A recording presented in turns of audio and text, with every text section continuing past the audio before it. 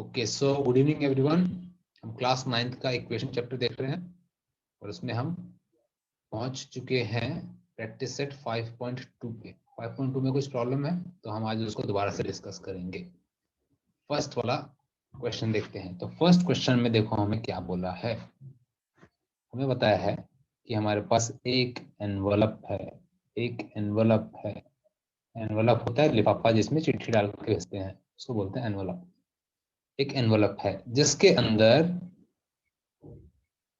5 रुपए का नोट है और 10 रुपए के कुछ नोट है। कुछ 5 रुपए के नोट है, कुछ 10 रुपए के नोट है। ठीक है, ये हमको नहीं पता है कि कितने नोट हैं 5 के और कितने नोट है 10 के। ये दोनों चीजें हमको नहीं पता है, लेकिन हमको ये पता है कि 5 के जितने भी नोट हैं प्लस 10 के जितने भी नोट हैं उसको मिलाओ तो हमारे पास लिफाफे में 350 रुपए हैं। हमारे पास लिफाफे में 350 रुपए हैं। ठीक, ये चीजें हमको पता है। आगे देखो, आगे क्या बता रहा है सवाल में। बोल रहा है यानी हमारे ये जो है हमारे पास इसके अंदर 350 रुपए हैं। 350 रुपए, 5 रुपए के कुछ नोट हैं और 10 रुपए के नोट है कुछ। इन दोनों को जोड़ने पे हमारे पास लिफाफे के अंदर 350 रुपए हैं। 5 रुपए के नोट कितने हैं? 10 रुपए के नोट से 10 कम हैं। तो 5 रुपए के नोट कितने हैं? 10 रुपए के नोट जितने हैं उससे 10 नोट कम। यानी कि अगर 10 रुपए के नोट, 10 रुपए के अगर 40 नोट होंगे तो ये 10 रुपए के नोट अगर 40 हैं, 5 रुपए के कितने होंगे? 5 रुपए के होंगे 30। ठीक है, ये बोला है 5 के नोट 10 कम हैं 10 रुपए के नोट से। यही बोला, यानी कि 10 रुपए के जितने नोट होंगे उसमें से 10 माइनस कर दो तो ये 5 रुपए के नोट होंगे। ये हो गया हमारा सवाल। अभी इस पे से इक्वेशन देखो क्या बनेंगी, ये मैं बता देता हूँ। सवाल तो सभी को समझ में आ गया है? Yes yes okay, sir.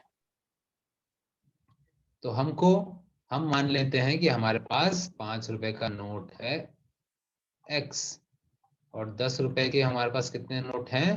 y note है। ये नोट की संख्या है, नोट की संख्या। ठीक है, 5 रुपए के कितने नोट हमारे पास x हैं और 10 रुपए के कितने हैं? y हैं।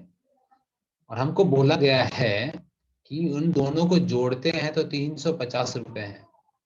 यानी मान लो अगर 5 रुपए के 2 नोट होते मेरे पास, 5 रुपए के 2 नोट होते तो मेरे पास कितने रुपए होते पूरे? अजय, क्या सर?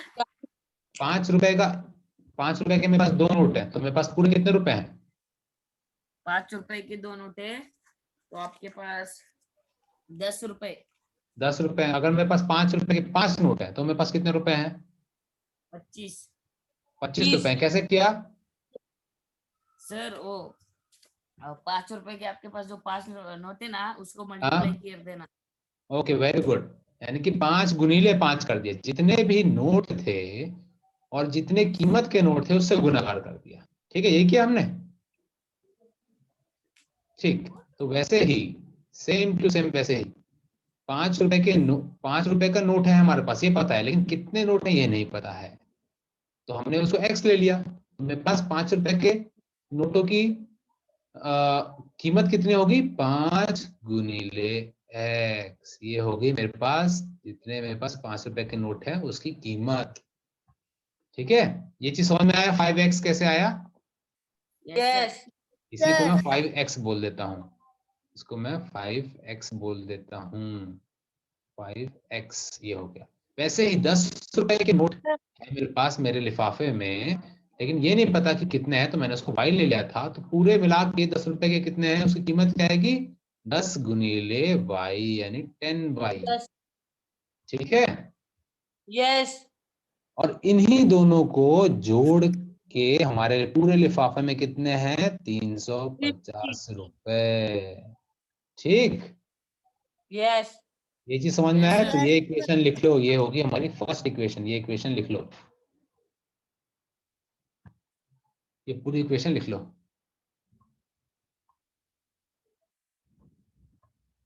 ये जो पूरी इक्वेशन है हमारी होगी इक्वेशन नंबर 1। फास्ट फास्ट करो, अपने कोई 6 क्वेश्चन देख लेने कम से कम तो भी।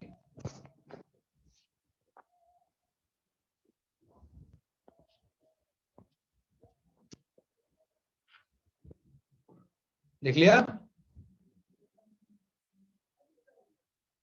Yes 5x + 10y = 350। ओके, थोड़ा फास्ट करना है काम अपने को।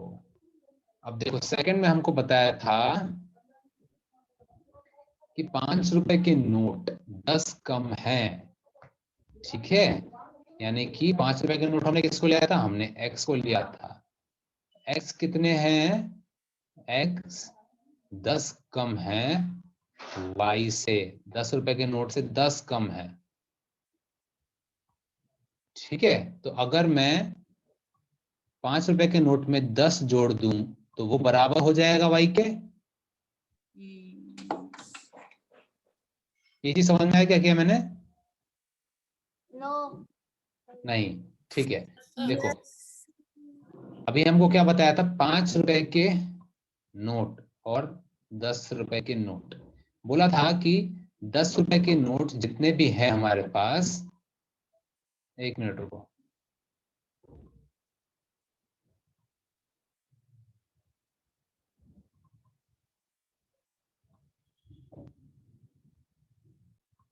हाँ, तो हम लोग देख रहे थे कि हमारे पास 5 रुपए के 10 रुपए के, सेकंड इक्वेशन फर्स्ट तो हमने बना लिया। सेकंड में क्या बताया था? 10 रुपए के नोट हमारे पास जितने भी हैं उससे 5 रुपए के नोट 10 कम है। ठीक है, 10 कम है। तो यानी कि अगर मान लो इसमें 40 के नोट है हमारे पास, हमारे बैग में 40 के नोट हैं, तो 5 के कितने होंगे? 10 कम होंगे।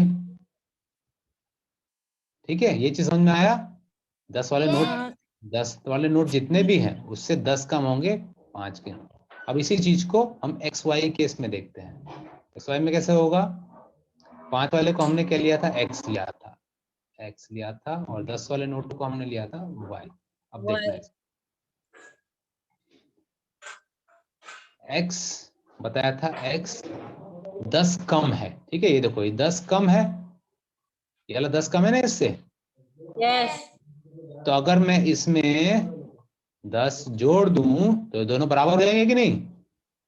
यस तो यही कर रहा था मैं यहाँ पे। x में अगर मैं 10 जोड़ दूं तो ये बराबर हो जाएगा y के। Yes sir. Yes sir. समझ में आ गया? तो ये हो गया हमारा इक्वेशन नंबर 2। तो इसको लिख लो, इक्वेशन नंबर 2। ठीक, यस अब लिख लो ये और दोनों को सॉल्व कर लेना तो वैल्यू निकल आएगी। 5 के कितने नोट हैं और 10 के कितने नोट है निकल आएगा। 5 के कितने नोट है? x note. x की कीमत जो आएगी वो आएगा 5 के नोट। y जो आएगा वो आएगी 10 रुपीज के नोट। लिख लिया equation second? Yes sir. Yes okay, sir. Very good. पूरा सवाल समझ में आएगी अच्छे से? Yes sir. Yes. Okay, very good. अब आते हैं हम सेकंड वाले क्वेश्चन पे। ठीक है, सेकंड क्वेश्चन क्या है? एक फ्रैक्शन है हमारे पास, एक फ्रैक्शन है। फ्रैक्शन क्या होता है? 1/5, 2/7, ऐसे कर दिए, जिसका एक ऊपर वाला होता है और जिसको एक नीचे वाला होता है, जिसको एक ऊपर वाला होता है और जिसको एक नीचे वाला होता है। ये होता है हमारा फ्रैक्शन। ठीक है, न्यूमरेटर और डिनोमिनेटर। ऊपर वाले को बोलते हैं न्यूमरेटर, नीचे वाले को बोलते हैं डिनोमिनेटर। ठीक है, अब देखो इसमें क्या बोला है? एक फ्रैक्शन है हमारे पास, एक फ्रैक्शन है हमारे पास जिसका डिनोमिनेटर 1 कम है उसके न्यूमरेटर के 2 गुना से।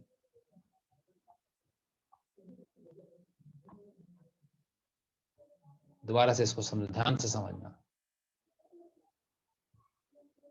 हमारे पास कुछ ऊपर है,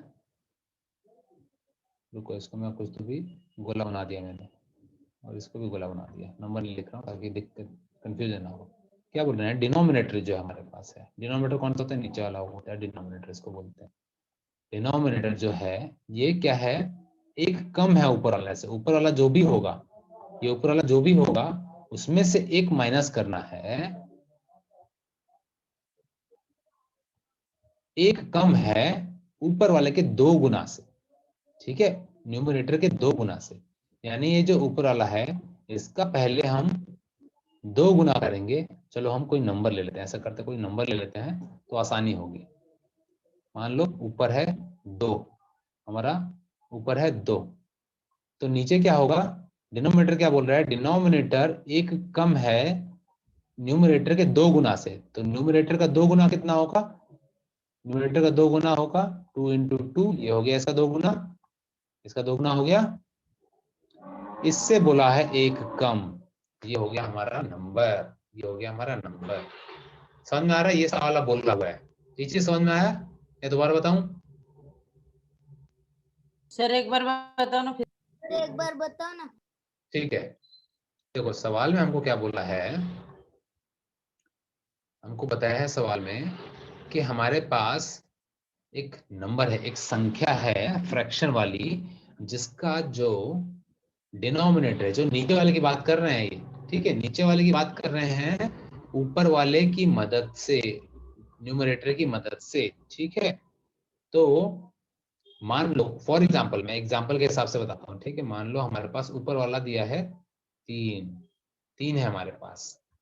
सवाल में क्या बोल रहे हैं, जो नीचे वाला है वो ऊपर वाले के 2 गुना से एक कम है, ठीक है, जो नीचे वाला है, तो नीचे वाला कैसे होगा, ऊपर वाले का 2 गुना, ऊपर वाला क्या है 3, तो 3 का 2 गुना कितना होगा, 3 का 2 गुना होगा 3 इंटू 2, और फिर क्या बोल रहा है, उससे एक कम, उससे एक कम ये है। यानी हमारा नंबर ऐसा नंबर है जिसके ऊपर जो संख्या है, जिसके ऊपर जो संख्या है उसका 2 गुना, उसका 2 गुना में से एक माइनस कर दो तो वो नीचे की संख्या है। समझ में आया अभी, यस। देखो दोबारा यस एक बार बोलता हूं कि हमारे पास ऐसी संख्या दी है जिसके जो ऊपर वाला है, ठीक है, उसको ही 2 गुना करके एक माइनस कर दो तो वो नीचे वाली संख्या होगी। समझ में आया अभी ये, समझा सर। ओके। तो ये हो गया हमारा। अब इसी को मैं एक्स वाई के टर्म में बताता हूँ, ये मैंने नंबर नंबर देके बताया था, ठीक है, ये नंबर देके बताया था, लेकिन तुम देखोगे इसमें मेन नंबर क्या है, ऊपर वाला ये नंबर है, तो हम इसको एक्स मान लेते हैं, ठीक है। अगर मैं इसको x मान लिया, मैंने इसको x मान लिया तो ये भी x होगा, तो बस हमारा ये बन गया इक्वेशन एक, x बाई x गुनीले 2, या फिर इसको हम 2x भी लिख सकते हैं, इस पूरे को हम 2x लिख सकते हैं, हो गया 2x माइनस 1, ठीक है। एक तो हमको ये मिल गया, एक तो ये मिल गया, ये भी लिख लो, यस सर सर। ठीक है। हम न्यूमरेटर को ले लिया हमने x, तो हमारा डिनोमिनेटर क्या आया, डिनोमिनेटर आया हमारा 2x, 2 गुनीले था और -1, ये आ गया हमारा वो नंबर, ये हमारा नंबर है एक्स वाई के टर्म में। लेकिन अभी देखो और क्या बताया हुआ है, वो भी देखते हैं हम आगे।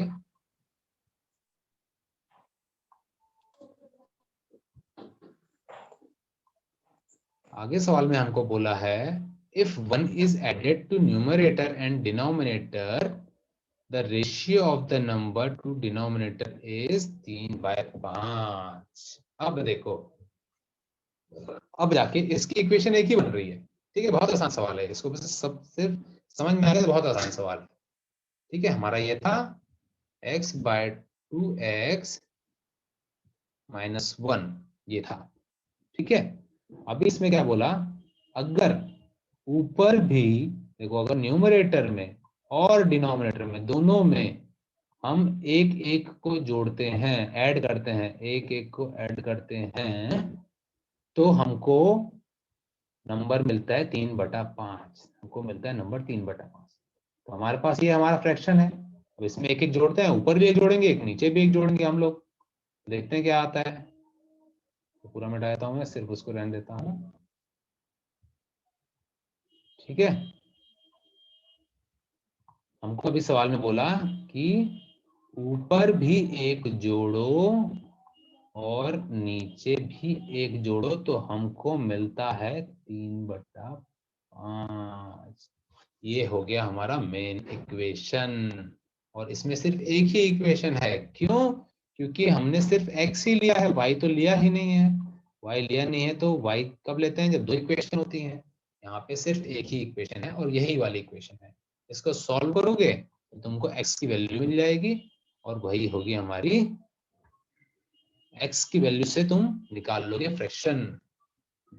ठीक है, चालू में हमने जो लिखा था x + 1, नहीं चालू में हमने लिखा था, अरे यार, x/2x - 1, ये है तुम्हारा असली नंबर। ठीक है, इसको याद रखना, ये है असली नंबर। जब x की वैल्यू आ जाएगी, तुम निकाल लोगे इसको सॉल्व करने पे, तो x की वैल्यू को इसके अंदर डालना है, वो होगा तुम्हारा आंसर।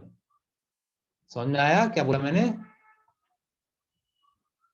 यहां से जब सॉल्व करोगे, इसको पूरा सॉल्व करोगे, इस इक्वेशन को, इस पूरी इक्वेशन को, तो जो x की वैल्यू आएगी उस वैल्यू को तुमको डालना है इस वाले में, क्योंकि ये हमारा असली फ्रैक्शन था।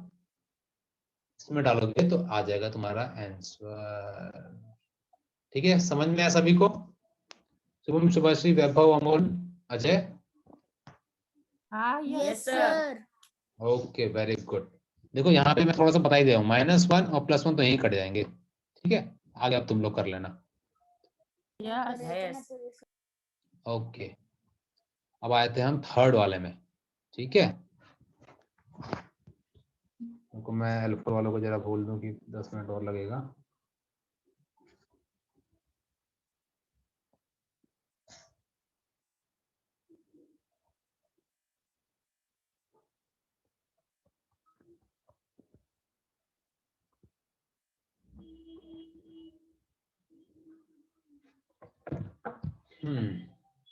ओके, अब आते हैं हम थर्ड पे। तो आगे हमको अच्छे समझ में, देखो ज्यादा करना जरूरी नहीं है, लेकिन जितने कर रहे हो बहुत अच्छे से समझ जाओ उसको। कम किए लेकिन बहुत अच्छे से समझ गए, तो फिर जब ज्यादा करने होंगे तुम आराम से कर लोगे उसको, क्योंकि तुमको तो बहुत अच्छे से कॉन्सेप्ट समझ में आ गया है। अगर तुम लोगों को दौड़ना आ गया है, तब तुम कोई भी रेसिंग हो उसमें दौड़ सकते हो। ठीक है, तुमको दौड़ना आना चाहिए। अगर गाड़ी चलानी आ गई है तो मैं तुम्हें कौन सी भी रोड में भेज दूं, तुम गाड़ी चला लोगे। वही हम कर रहे हैं, हम कॉन्सेप्ट को समझ जाएंगे तो हमको ऑटोमेटिक कैसे भी सवाल हो ही जाएंगे। तो चलो अब आ जाते हैं हम नेक्स्ट क्वेश्चन पे, क्वेश्चन नंबर 3। क्वेश्चन नंबर 3 में क्या बोला है, ये वाला भी आसान तुमको याद आ रहा है। प्रियंका और दीपिका, दो लड़कियां हैं, इन दोनों की उम्र को जोड़ते हैं तो कितना आता है? 34 साल आता है। ठीक है, प्रियंका और दीपिका की उम्र को जोड़ने पे आता है 34 साल। प्रियंका और दीपिका की उम्र को जोड़ो तो आता है 34 साल। ठीक है, इसकी यानी कि प्रियंका की कुछ उम्र होगी और कुछ उम्र दीपिका की होगी। अब हमको ये पता नहीं है। और क्या बोला है हमें सवाल में? हमें सवाल में और बोलता है कि जो प्रियंका है वो बड़ी है दीपिका से 6 साल से, 6 साल से बड़ी है। यानी दीपिका की जो भी उम्र होगी, दीपिका की जो भी उम्र होगी उससे 10 ज्यादा होगी प्रियंका की। समझ में आ रहा है ये चीज? Yes yes okay, sir. तो जिसकी भी, देखो इसमें हमेशा ध्यान देना है, जिसकी छोटी बोली है ना उसको x लेना। तो इसमें दोनों में कौन छोटी है? अजय बताओ मुझे, प्रियंका छोटी है कि दीपिका छोटी है? वो दीपिका छोटी सर। दीपिका छोटी, वेरी गुड। तो हम ले लेते हैं दीपिका को x। दीपिका को x ले लिया तो प्रियंका को हम y ले लेते हैं। इसकी उम्र की बात चल रही है, ठीक है। दीपिका की उम्र हमने x ले ली और प्रियंका की ले ली y। तो इन दोनों को जोड़ने पे कितना आ रहा था, उनको बताया सवाल में 34 साल। तो ये होगी हमारी इक्वेशन नंबर 1। लिख लो equation number 1, y plus x is equal to 34। ठीक है, आगे देखते हैं। अब हमको बताया था कि जो प्रियंका है वो 6 साल बड़ी है दीपिका से। प्रियंका कौन सी थी इनमें से, प्रियंका थी वाई, प्रियंका थी वाई, अभी अजय ने बताया। तो प्रियंका है वाई, प्रियंका 6 साल बड़ी है किससे, दीपिका से। तो प्रियंका थी वाई और ये 6 साल बड़ी है किससे, दीपिका से। दीपिका है एक्स। तो यानी अगर मैं दीपिका की उम्र में 6 साल जोड़ दूं तो ये दोनों बराबर हो जाएंगे। यस। बस, तो ये हो गया तुम्हारी इक्वेशन नंबर 2। ये हो गई इक्वेशन नंबर 2। अब इन दोनों इक्वेशन को सॉल्व कर देना, हमारा प्रियंका और दीपिका दोनों आ जाएगी। ठीक है, समझ में आपका सवाल? समझ में आया सर। ओके, सभी को समझ में आया? अजय? Yes sir. ओके, चलो आगे बढ़ते हैं। क्वेश्चन नंबर 4 पे आते हैं हम लोग। क्वेश्चन नंबर 4 कितना इंटरेस्टिंग था, कल हमने देखा था कि एक जू है। जू मतलब होता है चिड़ियाघर, जहाँ पे जानवरों को रखते हैं और लोग जा जाके फिर देखते हैं कि ये शेर है, ये चीता है, ये लॉयन है, नहीं ये तो एक ही हो गया, हाथी है, और अलग अलग चिड़िया बंदर सब रखे रहते हैं। सब लोग जा जाके देखते हैं, बड़ा मजेदार होता है, मुझे तो बड़ा मजा आता है। ओके, तो एक जू है जिसके अंदर कुछ लॉयन है और कुछ पिकॉक है। पिकॉक बोले तो मोर। कुछ लॉयन है, कुछ शेर है और कुछ पिकॉक है। ठीक है, कुछ, ठीक है, ये हो गया हमारा लॉयन,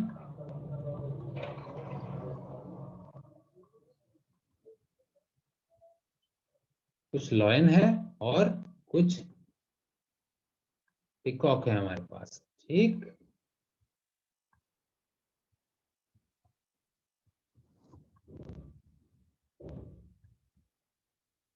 कुछ हमारे पास लॉयन है और कुछ पिकॉक है, ये बोला है सवाल में हमको।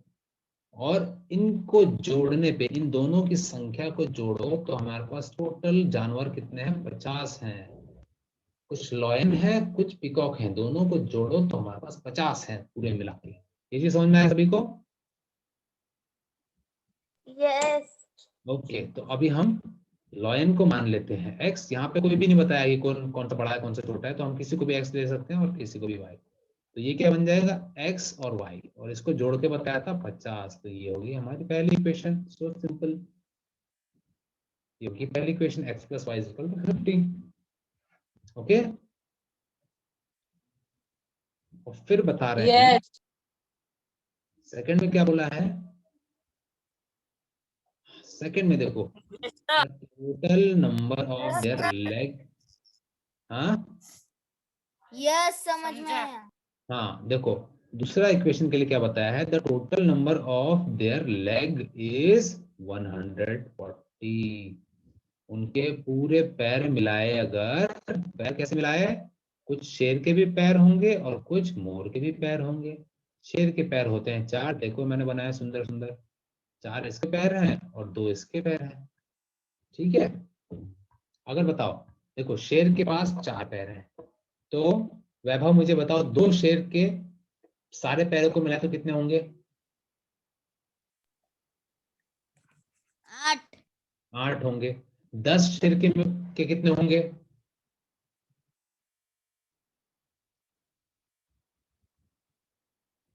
वैभव, यस सर। 10 शेर के कितने पैर होंगे पूरे? 4। 40, वेरी गुड। और ये बताओ एक मोर के 2 पैर हैं, तो 5 मोर के कितने पैर होंगे? 10। बहुत बढ़िया। ना सर, क्या हुआ? के पूछे ना। मोर के पूछे अरे मैंने। बोल ये क्या फिल्म? वैभव बताओ दोबारा से। 5 मोर के कितने पैर होंगे?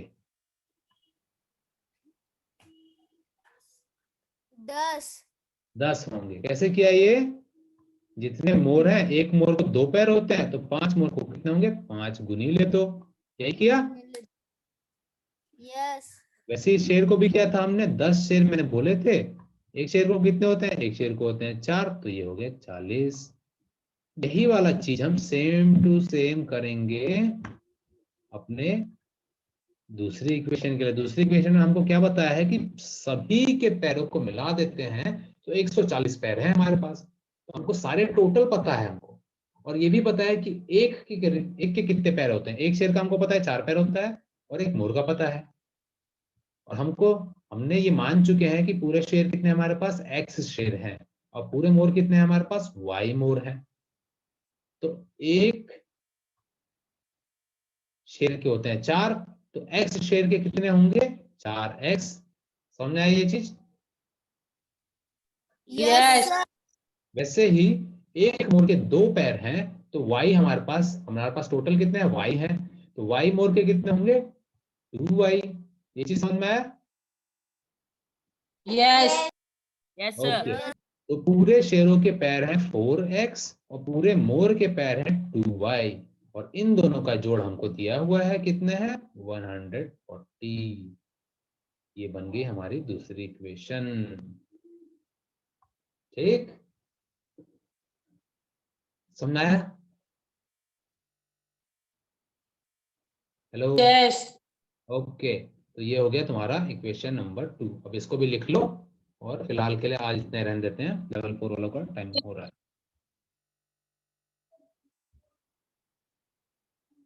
ठीक है, सेकंड इक्वेशन लिख लो, 4x + 2y = 140। और मेरे को एकदम सुंदर से लिख के देना है। अभी जिसका हो गया है वो आगे वाले ट्राई करें, और नहीं बनेगा तो अपन कल देखेंगे। यस ओके, ठीक। चलो, तो इसके सर्च करें।